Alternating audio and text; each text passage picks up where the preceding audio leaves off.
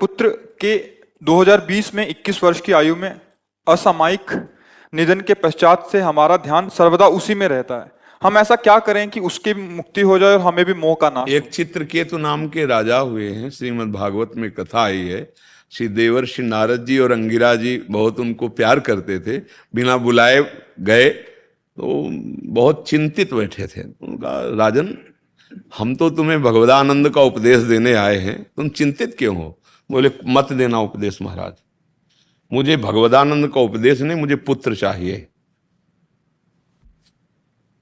उसे बोले, तुम्हारे भाग्य में पुत्र सुख लिखा नहीं है, तुम्हारे कर्म ऐसे रहे हैं। बहुत सी रानियां, एक भी संतान नहीं। और वो इसीलिए ब्याह करते गए थे कि राजा थे, उनका अधिकार था। श्रीमद् भागवत में कथा है। तो वो जब देखा बहुत हट कर रहे तो उन्होंने कहा, पुत्र होगा पर हर्ष और शोक दोनों प्रदान करने वाला होगा।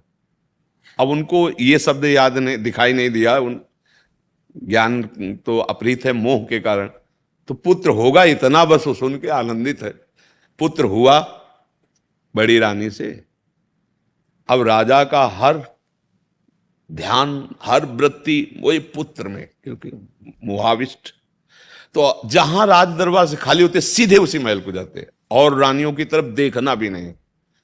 उन्होंने आपस में विचार किया कि बहन, ये तो बहुत है हमारे दुर्भाग्य हो गए। एक तो संतान ही नहीं हुई, और दूसरी बात, जब से उसके संतान बड़ी के हुई तो बोलना, हंसना, खेलना तो बात जाने, देखते भी नहीं।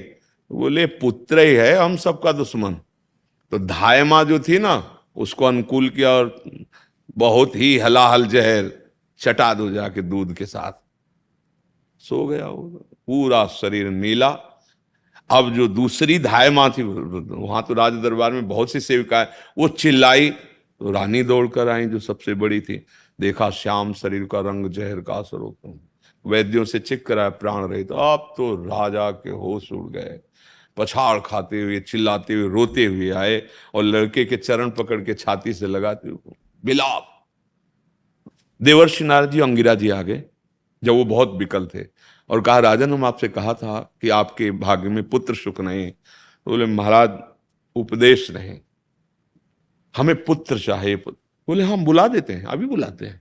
सामर्थ्यशाली धर्मराज को आदेश किया कि थोड़ी देर के लिए इस जीवात्मा को अपने कैद से छोड़िए, यमपास से मुक्त कीजिए।